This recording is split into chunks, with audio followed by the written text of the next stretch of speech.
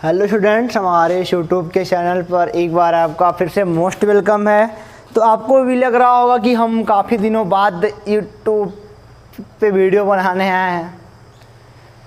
तो पिछले 2 दिनों में मैंने कुछ नहीं करा, एक पोयम लिखा था जो कि यूट्यूब पे डाला था मैंने, ठीक है ना। बस यही काम किया था और बाकी जो समय लिया तबीयत ख़राब ने लिया भाई। आज हम चल रहे हैं पढ़ने मैथ क्लास 12 का एक्सरसाइज 6.1 चल रहा है। क्वेश्चन नंबर 9 तक हम पिछले लेक्चर में कर चुके हैं। आज हम 10 से करेंगे। जैसा कि आप जानते हो बेहद ही सिंपल एक्सरसाइज चल रहा है, ठीक है ना।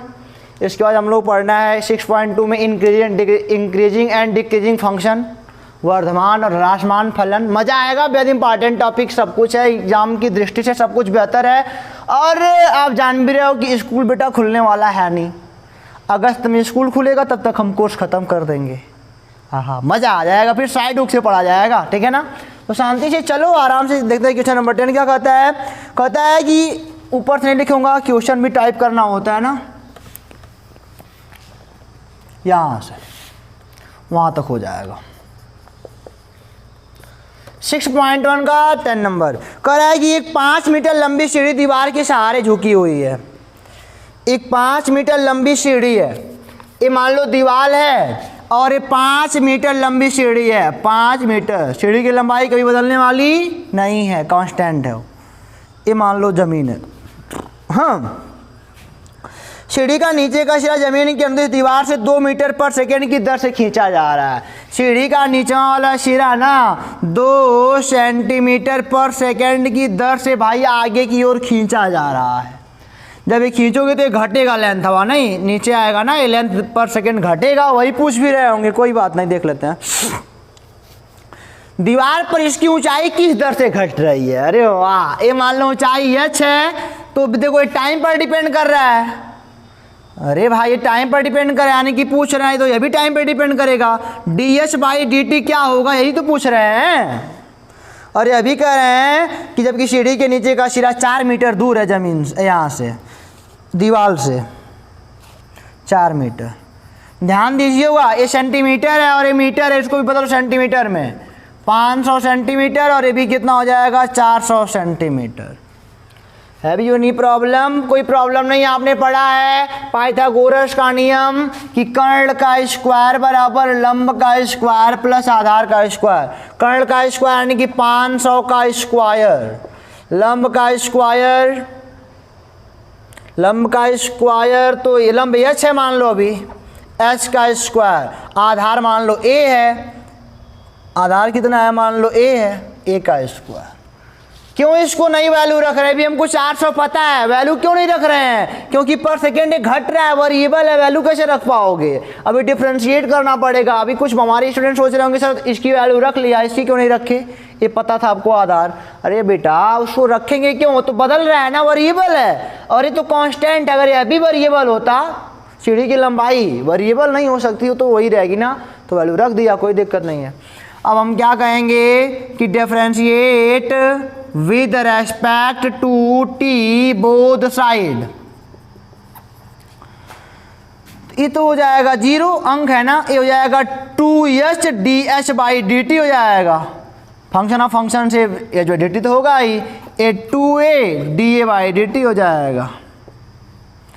ले आ गए उत्तर तुम्हारो, ये हो जाएगा 2h dh/dt is equal to -2a dA/dt। इनको इधर भेज दिया, कहने का मतलब है ये 2 से 2 कैंसिल। और एक बात और जान लो ना, अभी कहोगे सर यस कैसे निकालोगे, तो परेशान ना हो, यहाँ पे लिख लो dh/dt बराबर माइनस a का मान कितना है 400, a का मान है 400 और dA/dt का मान कितना है 2 सेंटीमीटर पर सेकेंड बटे। अब आप सोच रहे हो ना ये कितना हो, तो कर्ण लंब आधार तो करने आता है, कर्ण का स्क्वायर लंब का स्क्वायर आधार का स्क्वायर, तो ये हो जाएगा 300 सेंटीमीटर। यहाँ पे h का मान ये बटे इधर जाएगा, बटे h होगा ना, तो वही मान रख लो 300, ये कट जाएगा। हाई देखो जरा, अच्छा बताओ उत्तरवा कहाँ माइनस में आ रहा है, मात्रक तो सेंटीमीटर पर सेकेंड माइनस में क्यों आ रहा है, क्योंकि घट रहा है। और आप पढ़े भी हो कि अगर d x by d y मतलब कि एक्स के सापेक्ष अगर वाई घट रहा है तो उत्तर माइनस में आएगा। तो एक्स के सापेक्ष वाई, मान लो एक्स अक्ष है, ये आगे बढ़ रहा है और ये घट रहा है, एक्स के सापेक्ष यानी कि वाई क्या हो रहा है, घट रहा है, तो माइनस उत्तर आना ही आना है। ये हो गया हमारा आंसर, ठीक है ना। एक मतलब कि अगर कोई भी प्रॉब्लम आपको क्वेश्चन में हो तो बताओ, कोई प्रॉब्लम होनी भी नहीं चाहिए, क्योंकि हमको पता है कांस्टेंट कौन है कौन वेरिएबल, थोड़ा सा दिमाग तो आपको लगाना पड़ेगा।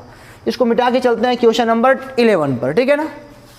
तो देखो स्टूडेंट, क्वेश्चन नंबर 11 क्या कर रहा है, बढ़िया क्वेश्चन है। एक कर्ण वक्र 6y बराबर x³ + 2, कोई कर्ण है इसी वक्र पे चल रहा है, कोई मतलब यहाँ पे कोई वक्र है चल रहा है, वक्र पर उन बिंदुओं को ज्ञात करो जबकि x निर्देशांक की तुलना में y निर्देशांक 8 गुना तीव्रता से बदल रहा है। x निर्देशांक की तुलना में, ये देखो x वाला निर्देशांक है, y वाला है, अगर दोनों को मैं कहूँ कि दोनों टाइम पर डिपेंड करते हैं, टाइम पर, तो इसकी तुलना में जो y 8 गुना तेज बदल रहा है, यानी कि dx by d t is equal to, पहले लिख लो dy बाई डी टी। अब आपके जहन में सवाल पैदा हो रहा होगा कि 8 में गुणा इसको करें कि इसको करें। ये अक्सर बच्चों का बचपन से प्रॉब्लम होता है, क्योंकि वो सही से मैथ नहीं पढ़े होते हैं। अच्छा बताओ, x की तुलना में y बढ़ रहा है ना, y बढ़ रहा है तो y ज़्यादा होगा। y अगर ये 2 हैं, अगर ये 2 हैं तो y 16 हो जाएगा 8 गुना, अगर ये 2 हैं तो y 16 हो जाएगा, यानी कि यहाँ पे आ जाएगा 8, ठीक है ना। यही हो गया, ये हमारा हो गया कंडीशन कि x की तुलना में y टाइम के सापेक्ष है, दोनों टाइम पर डिपेंड कर रहे हैं, लेकिन y 8 गुना बदल रहा है, इनकी तुलना में 8 गुना बदल जा रहा है। तो कह रहे हैं ओ वही निकालना है। यहाँ पे देखो 6y बराबर x³ + 2, तो दोनों पक्षों का t के सापेक्ष अवकलन करने पर differentiate with respect to t both side, तो हो जाएगा 6 dy by d t is equal to, ये हो जाएगा 3x², इससे x पे n से, अभी x है ना t के सापेक्ष चल रहा है, +0, इसका 0 होता है, ठीक है। अब एक काम कर लेते हैं, y की वैल्यू रख लेते हैं, यानी कि 6 गुणे dy बाई डी टी का मान 8 dx by d T,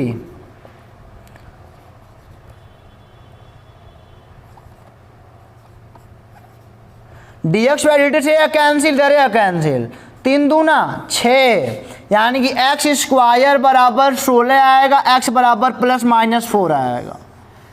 x का मान रेट ऑफ चेंज पे आ गया +-4, एक बार +4 ले लो, +4 लेने पर तो हो जाएगा 6y बराबर 4 चौकी 16 चौकी, यहाँ पे वैल्यू रख रहे हैं ना, y भी निकालना तो है, 64 हो जाएगा 66, y बराबर 11, यानी कि एक हो गया 4 11।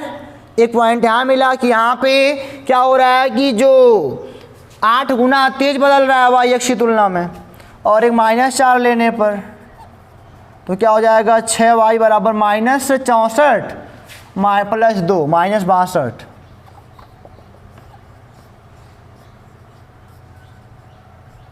तो ये हो जाएगा -4 -31/3, दोनों पॉइंट हमारे हो जाएंगे। बस क्या करना था, बस ये समीकरण बैठाना था कि इतना तेज बदल रहा है, इस पॉइंट पे उतना तेज बदल रहा है, बस हो गया। अब हम चलते हैं क्वेश्चन नंबर 12 पर। समझ में आया ना, x की वैल्यू हमने निकाली इनके डिफरेंशिएट के चक्कर में, और फिर y यहाँ पे यहाँ से निकाल लिया, इस प्रकार क्वेश्चन लग गया। अब हम चलते हैं क्वेश्चन नंबर 12 पर बच्चों। क्वेश्चन नंबर 12 क्या कहता है, बढ़िया से पढ़ते हैं 12 का सॉल्यूशन। कह रहे हैं एक हवा के बुलबुले की त्रिज्या 1/2 सेंटीमीटर पर सेकंड की दर से बढ़ रही है। लो टाइम पे डिपेंड, पर सेकंड लग गया तो टाइम पे, यानी कि मान लो बुलबुले की त्रिज्या, लेट बुलबुले की त्रिज्या drop, the radius of drop r, तो dr बाई डी टी दे रखे हैं 1/2 सेंटीमीटर पर सेकेंड।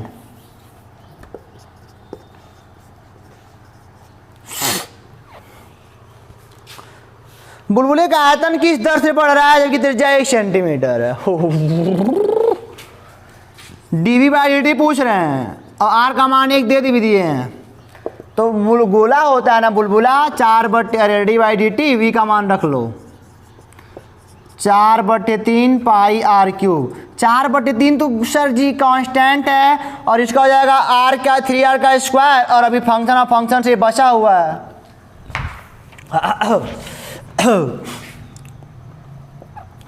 4 पाई आर का मान 1 का स्क्वायर, dy/dt का मान 1/2।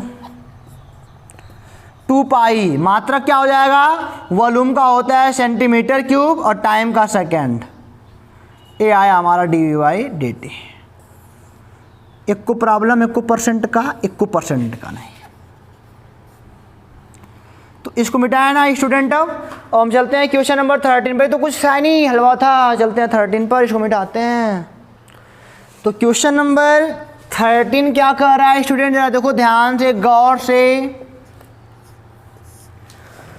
एक गुब्बारा जो सदैव गोलाकार रहता है का परिवर्तनशील व्यास, परिवर्तनशील है, व्यास दे दिया है, डायमीटर से कहते हो 3/2 2x + 1। त्रिज्या कितना होगा, तो r बराबर व्यास का आधा होता है, तो आधा करोगे तो जगह 3/4। x के सापेक्ष आयतन की परिवर्तन की दर, यानी कि dx मतलब कि dx नीचे होना चाहिए, नहीं आयतन के परिवर्तन की दर पूछ रहा है, तो आयतन पता होना चाहिए आपको ना। आयतन कैसे निकलेगा, v बराबर 4/3 पाई r का क्यूब, 4/3 पाई r का क्यूब, यही तो r है।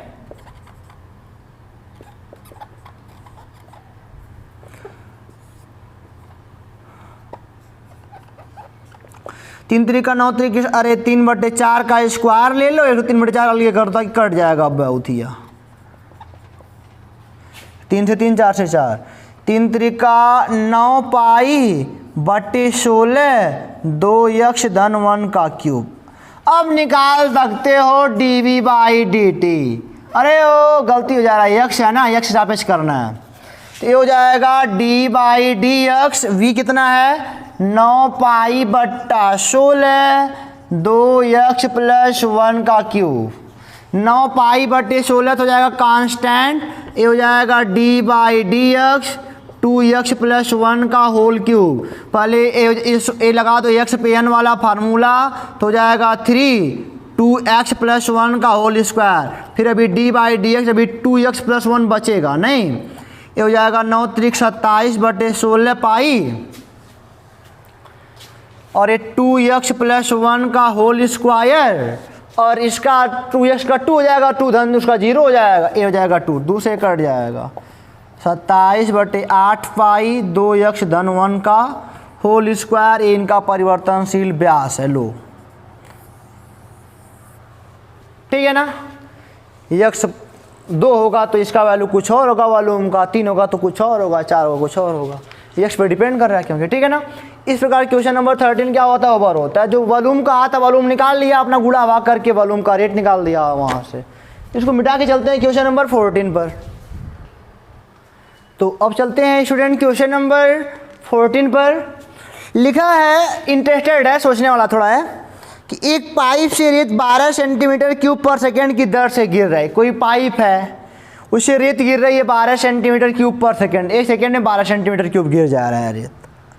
गिरती रेत जमीन पर एक ऐसा शंकु बनाती है, रेत गिरेगा, ऐसे गिराओगे तो शंकु टाइप बनता है जमीन पर, ऐसे नहीं, ऐसा शंकु बना रहा है, ऊपर पाइप से बालू गिर रहा है। तो पहली बात तो देखो भाई, पाइप का मतलब कि आयतन खाली हो रहा होगा 12 सेंटीमीटर पर क्यूब सेकेंड, जितना वेग से गिर रहा होगा उतना वेग से नीचे का आयतन बन रहा होगा शंकु का। शंकु मान लो है भाई, मान लो नीचे वहाँ शंकु रखा है, तो उसमें बलुइया भरेगा ना। जब शंकुकार बना रहा है नीचे वहाँ गिरा के, तो बालू से भरेगा ना, जितना वेग से गिरेगा उतना वेग से इसकी ऊंचाई होगी, बढ़ेगा ये, यानी कि वॉल्यूम का तो परिवर्तन दे दिए हैं। dv/dt 12 सेंटीमीटर क्यूब पर सेकेंड। लो टाइम के सापेक्ष एक सेकेंड में 12 सेंटीमीटर क्यूब ये अभी बढ़ रहा है, वहाँ से खाली हो रहा है, उतना बढ़ रहा है, आयतन है ना। और शंकु बनाती है जिसकी ऊंचाई सदैव आधार की त्रिज्या का 6ठा भाग है, यही ऊंचाई है h, और ये आर है। ऊंचाई जो है आधार की त्रिज्या का छठवां भाग है। लो, आधार की त्रिज्या छठवां भाग। अगर आर 36 है तो एच है, उसका छठवां भाग केवल है। रेत से बने शंकु की ऊंचाई किस दर से बढ़ रही है? टी पर डिपेंड कर रहा है, तो ऊंचाइयाँ पूछ रहे हैं dh/dt कितना होवेगा, और एक तो बात दे दी है कि h बराबर 4 सेंटीमीटर। इस पर कितना होगा? ये हो जाएगा dv/dt। शंकु का आयतन क्या होता है? 1/3 पाई r स्क्वायर h। dv/dt का मान 12, सब सेंटीमीटर में है ना, ध्यान चेक कर लेना बढ़िया से। 1/3 पाई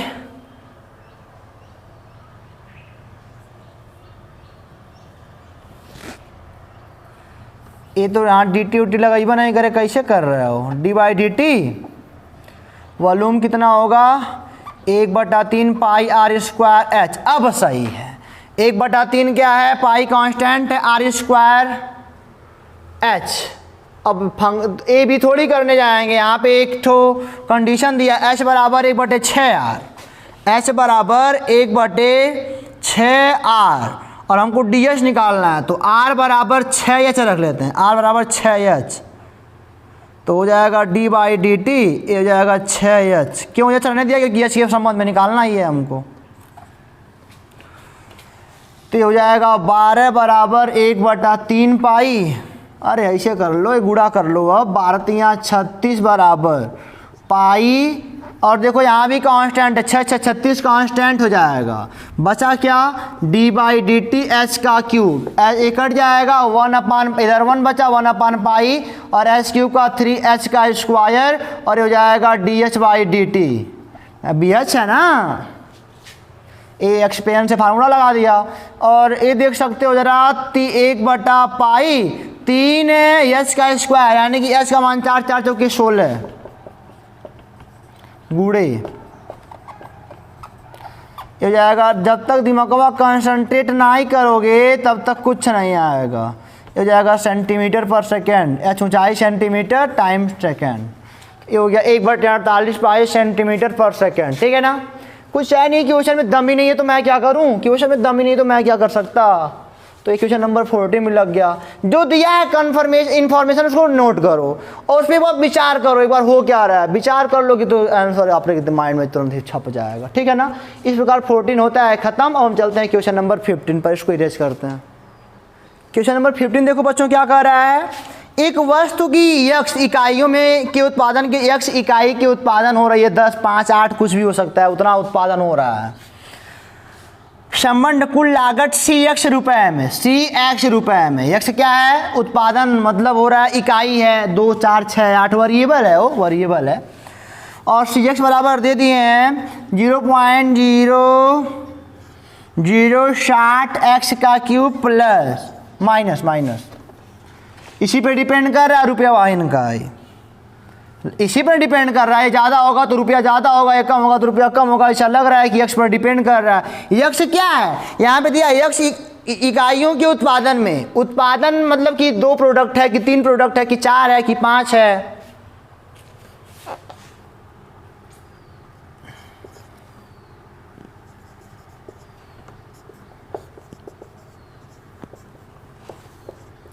लो कह रहे हैं से प्रदत्त है सीमांत लागत ज्ञात की, सीमांत लागत ज्ञात करना है, जबकि 17 इकाइयों का उत्पादन किया गया है, 17 इकाइयों का उत्पादन किया गया है और सीमांत लागत पूछ रहे हैं। ठीक है ना, सीमांत लागत मतलब कि क्या, ये वेरिएबल है सब चल, इसी पर यक्ष पे लागत पे डिपेंड कर रहा है, रुपया हमारा लागतवा इसी पे यक्ष पे डिपेंड कर रहा है। तो जब कोई चीज़ वेरिएबल होती है तो हमको क्या करना पड़ता है, अवकलन करना पड़ता है। लो यक्ष के सापेक्ष दोनों पक्षों का अवकलन कर दो, डिफरेंशिएट विद रेस्पेक्ट टू यक्ष बोथ साइड। अवकलन क्यों कर रहे हैं, क्योंकि ये बदल रहा है, यक्ष पर डिपेंड कर रहा है रुपया, तो d/dx of cx is equal to, ये हो जाएगा अवकलन करोगे तो ये तो कांस्टेंट है इंटू 3x का स्क्वायर, यक्ष के सापेक्ष करोगे तो यक्ष तो खत्म हो जाएगा, माइनस 0.003 हो जाएगा इंटू 2x, ये पॉइंट नहीं ये गुड़ा है, लगा लो गुड़ा यार, ये हो जाएगा प्लस 15। ये तो हो गया गुणा भाग A D by d x. अब सी यहाँ पे 17 मान रख दो और यहाँ पे आपका होमवर्क मैं तैयार कर दिया। 17 का स्क्वायर माइनस 17, यहीं पे या तो ऐसे लिख लो, ऐसे लिख सकते हो, x बराबर 17 पर एक कोष्टक बना के बढ़िया से। ये आपका होमवर्क है, ठीक है ना। आगे इसको बताऊं क्या, 16वां भी ऐसे ही कुछ है, इसी में लग जाएगा, ठीक है ना। इसको नोट कर लो, गुणा भाग कर लेना, मिटा लेते हैं इसको। 16वां देखते हैं। 16वां हम पढ़ रहे हैं, कह रहा है किसी उत्पाद की x इकाइयों, वही क्वेश्चन है, आप बड़े आराम से कर सकते हो। Rx बस दे दिया यहाँ पे, ठीक है ना। एक क्वेश्चन नंबर 16 देखो जरा तो बढ़िया से, कुछ है नहीं, वही बस है, और 7 पर ज्ञात करना, Rx दिया है।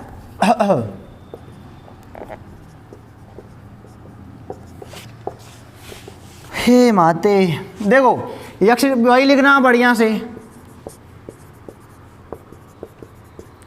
ये हो जाएगा तेरे कांस्टेंट है, ये हो जाएगा 2x, ये हो जाएगा 26 इसका, और ये 0 हो जाएगा। अब यहीं पे लिख दो d by d x. R x किस पर पूछ रहा है, x बराबर 7 पर, तो 13 गुणे 2 गुणे 7, ठीक है ना। बस हो गया, गुणा भाग अपना जोड़ लेना। यहाँ पे मैं क्या जोड़ूँ, मैं जोड़ूंगा तभी जोड़ लूँगा। 7 दूनी 14, 14 तियाँ 42, 14 का नाम 14, 4 16।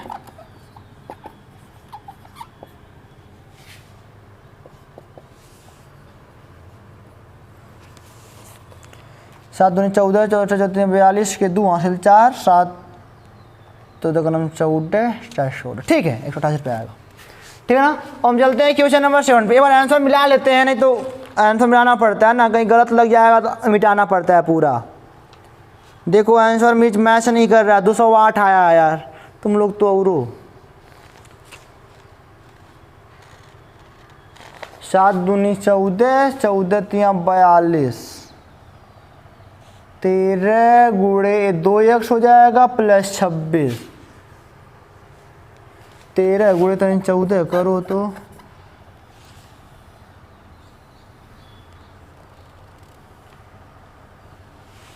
4 तियाँ 12, 4 एक नम 4, 1 5, अच्छा 182 होगा बेटा है। कभी कभी खोपड़ी घूम जाती है, नहीं तो 208 रुपये आएगा, ठीक है। ओके, कोई दिक्कत नहीं हुई आपको ना। चलिए 17 पर चलते हैं, देखते हैं क्या कहता है। छोटे छोटे जोड़ में कभी कभी हम लोग हो जाते हैं परेशान, बिल्कुल हैरान, तो आप ना हो हैरान परेशान। हम चलते हैं अब क्वेश्चन नंबर 17 पर, ठीक है ना। एक वृत्त की त्रिज्या बराबर 6 सेंटीमीटर, आर के सापेक्ष क्षेत्रफल में परिवर्तन की दर है, ऑप्शनली है। क्षेत्रफल यानी कि एरिया बराबर पाई स्क्वायर होता है, तो d a by d r, r के सापेक्ष कह रहा है ना, तो d by d r pi r square, pi constant, r के सापेक्ष आर स्क्वायर का 2r, आर का मान 6 रख दोगे, 6 दूनी 12 पाई सेंटीमीटर स्क्वायर पर सेंटीमीटर, यानी कि ये ऑप्शन नंबर बी। 18वां ही लगाते हैं। कह रहा है आर एक्स बरोबर 3x square plus 36x plus 5, वही है x और 15 पर सीमांत है पूछ रहा है, तो d by d x of r x बराबर ये हो जाएगा 6x प्लस 36, 15 पर कह रहा है, 15 लगा दो तो 15 छक्का 90 plus 36 126। Question number D, answer number D, ठीक है ना। इसका आंसर शीट पीछे चेक कर सकते हो, 18 नंबर क्वेश्चन का और उसका बी और डी हो गया क्लियर। इस तरह ये अभ्यास होता है खत्म। हम मिलेंगे आपसे अगले वाले चैप्टर में एक्सरसाइज 6.2 इंक्रीजिंग और डिक्रीजिंग फंक्शन। आपको वीडियो समझ में आया होगा, पसंद भी आया होगा, सारी चीज़ें बहुत ही आराम से बताई गई हैं, तो आप हंसते रहो, पढ़ते रहो। फिर मिलेंगे आपसे अगले वीडियो में, तब तक के लिए ऑल द बेस्ट।